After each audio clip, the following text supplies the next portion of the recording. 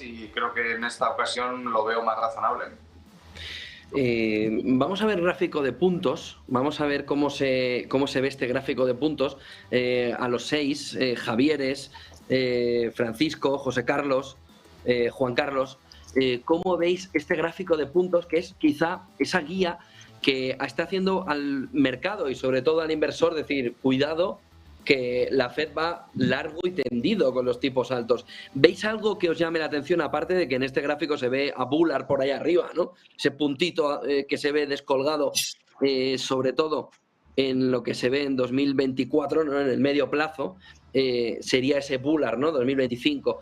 Pero ¿veis algo en el gráfico de puntos que haga pensar, que haga reflexionar al inversor que esto va a ir todavía más lejos de lo que se podía pensar, una vez visto también que dice que todo 2023 mantendrá los tipos en el 5,1? Francisco, por ejemplo, para empezar.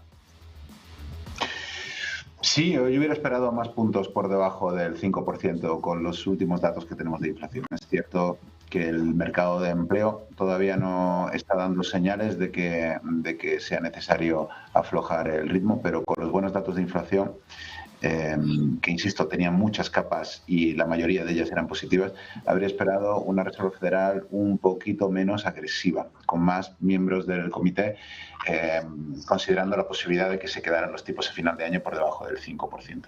Me hubiera imaginado al revés, invertida. Ese es probablemente el único dato que me sorprende. Javieres, ¿cómo lo veis?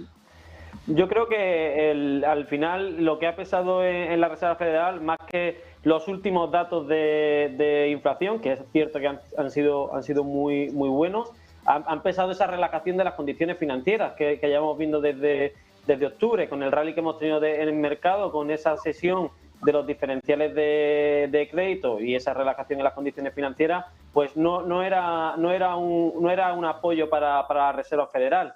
Por lo tanto, los miembros del FOND reaccionan pues tensionando aún más esas condiciones financieras, situando los tipos en terrenos restrictivos en niveles más altos y durante más tiempo, y por lo tanto pues es normal que eleven esos tipos de interés por encima del 5%. A mí lo que sí me sorprende es que hay miembros, algunos, que todavía ven los tipos casi en el 5,5% el próximo año, pero vamos, vemos una mediana que va a ser relativamente estable en ese 5,1 y que va a ser muy difícil que se mueva a priori a lo largo del próximo año. Del Valle ha comentado una cosa muy interesante, y es las condiciones financieras. Entonces, para la gente que nos está viendo ahora mismo, recuerden que cuando se da esta proyección en el dot plot y se actualiza la proyección, es la proyección a finales de año. O sea, en este caso sería el 5,1 que hemos visto para finales de 2023. Eso, por supuesto, se puede dar muchas interpretaciones, ya sea que puedas pausar a mitad de año, llegas al 5,1 y pausas y terminas, o te pasas del 5,1 y luego reduces para final de año. Claro, luego está el juego ese, ¿no? De cómo van a ir jugando. Y ha dicho algo, Javier, muy interesante, y yo voy a ir por ahí también, que es lo de las condiciones financieras.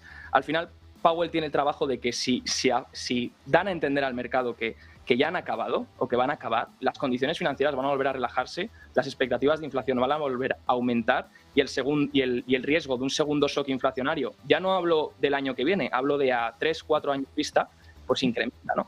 Entonces, yo creo que en cuanto a proyecciones y en cuanto a discursos, van a mantenerse más bien en el terreno hawkish neutral y lo estamos viendo en las proyecciones, y luego ya que si tienen que parar antes, pues que paren, ¿no? Si resulta que la inflación pues empieza a caer fuertemente en 2023, como parece que está viéndose, pues que entonces podrán parar, pero las condiciones financieras entonces las aflojarán cuando ellos quieran.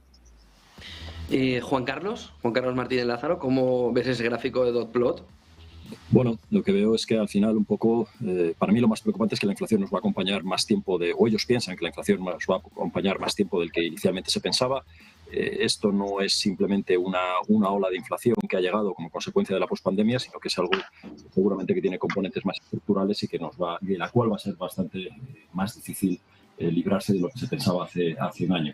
El no situar la inflación por debajo del 2% ni en el año 2025 pues nos lleva a una situación en la que me temo que nos vamos a tener que acostumbrar no solamente en Estados Unidos, sino también en Europa a convivir con la inflación. Vamos a vivir algo muy distinto de lo que hemos vivido desde hace 12, 14 años, cuando llegó la crisis financiera y empezamos a vivir en entornos inflacionarios mucho más bajos. Por tanto, creo que tanto empresas como consumidores y administraciones, gobiernos, van a tener que empezar a pensar que van a tener que acostumbrarse a tomar decisiones de consumo, decisiones de inversión y decisiones de políticas públicas en entornos de inflación mucho más elevados de los que, como digo, hemos tenido en los últimos aproximadamente 3 lustros. José Carlos, ese gráfico de Dotplot nos dice que tanto a un lado como a otro del Atlántico esto va para largo, o como dice Del Valle, no tienen otro argumento que dar. Como lo cambien, aunque piensen lo contrario, van a liar algo muy gordo, ¿no?